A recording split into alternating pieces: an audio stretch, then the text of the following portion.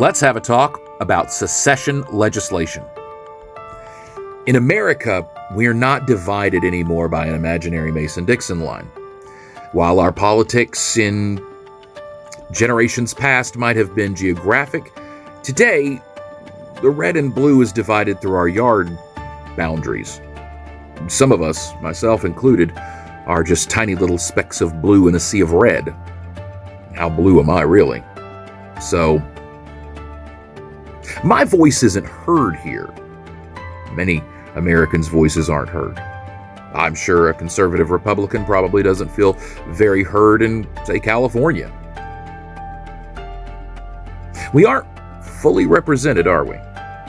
Unless we want to move somewhere. Maybe that's the nature of it. Maybe some of us are too afraid of change. And maybe some of us want to stay where we are and try to make it better. Secession legislation is legislation designed to make people like me not feel safe where I live.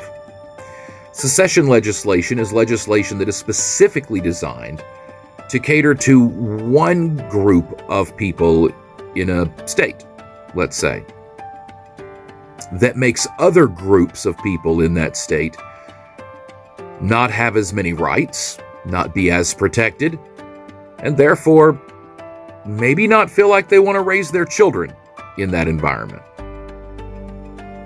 So those people who don't feel represented or protected, those people get up and move somewhere where they feel safe. Who wins there?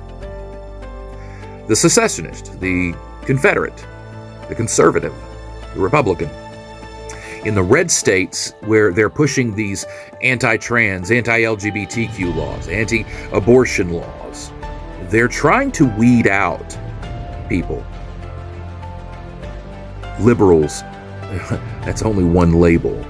There are many of the people that they want to weed out. You can call it Pied Piper legislation. Driving the rats out from their perspective. Secessionist legislation is simply this.